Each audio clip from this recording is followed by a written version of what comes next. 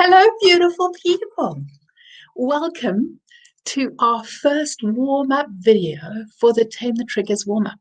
If you have not yet joined the Tame the Triggers workshop, the link is above I'll put it in the comments too, or along the video so that you can join. We'd love to have you with us.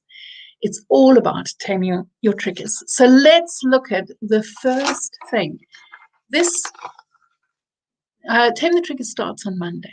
And the next few days, I'm going to be taking you through a few things just to get your head in the right gear to start the wheel turning in how you treat yourself. Are you ready? Shall we begin? My mission is to keep all of these videos under 10 minutes so that those of us who are struggling with lockdown, kids, work are able to do it sitting on the loo, waking up in bed, going for a walk, so you're able to do this every day. Right, let's go for it. So the shift from destructive to responsive. John Gottman did a study on loads of relationships and saw that if you are destructive, the relationship will end within a year. So let's look at the 4 ways of how we relate to people who are wanting love and how we relate to ourselves when we are feeling something. Do we respond to ourselves in a destructive way or to ourselves in a responsive way?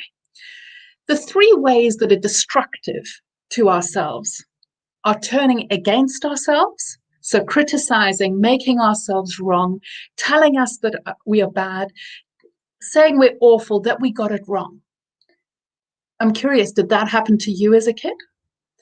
The next way is turning away from ourselves, like we feel something bubbling up inside, or our stomach is churning and upset, or our throat feels blocked, and we just turn away and ignore ourselves. Did you have that in childhood? Did you have somebody just turning away, not interested in what you feel? When that happens, we lose our sense of ourself, of what we're feeling and what we're going through. Finally, are we absent to ourselves, that we don't even notice that there's something happening to ourselves? We just blank to ourselves. Those are the 3 ways that are destructive. When they happen in a relationship, it kills the relationship. When it happens to ourselves, we are doing that to ourselves. We're killing our connection to ourselves. So we need to stop being against ourselves, making ourselves wrong, being critical, looking away from ourselves when something comes up and just ignoring it, and being absent from ourselves, just vacant and blanking ourselves. All of those 3 feel like an assault to us.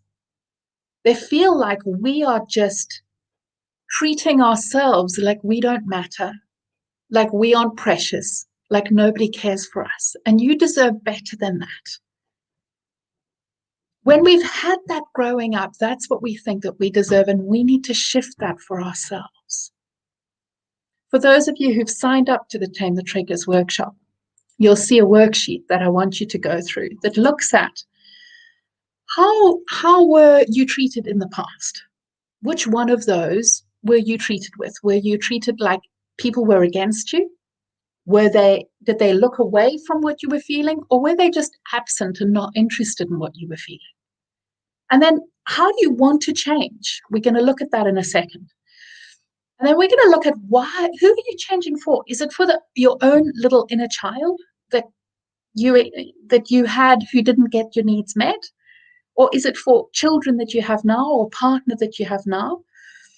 And in the homework, I want you to explore too of who is somebody who's transformed, who had something going on in childhood like you did, and they have transformed. Because sometimes we can lose hope and we start to negate ourselves, thinking, I'm useless, I'm pathetic, I can't ever change. But when we see somebody else has done it, we begin to believe in ourselves. So I want you to research and see who else has gone through what you went through and they've overcome it, so you know you can too. Now I want to share with you the 4th and the only positive way to respond to yourself. That's turning towards yourself with welcome, with curiosity, with attunement, and with responsiveness. So secure attachment means that you are tuning in, turning towards yourself, seeing what is there, being curious, seeing what you need, and responding to it so that you feel like you are valid and you matter. Sorry, I don't know why my alarm's going off. So that you feel like you are valid and you matter. So it looks like if somebody says something to you that's not comfortable and you feel your stomach churning. It happened to me last night. I can suddenly feel my stomach churning. And I turned towards it and said, well, what do you need? And I heard I'm not comfortable with what's happening here. So I reached out to somebody and I said, hey, this doesn't work for me. And she said, I really get that. I can fully understand what's going on for you and I'll resolve it. And cleared straight away. But if I had ignored this, I would have felt so uncomfortable in myself if I had negated it or put it down or told myself I didn't matter. So, hi, everyone.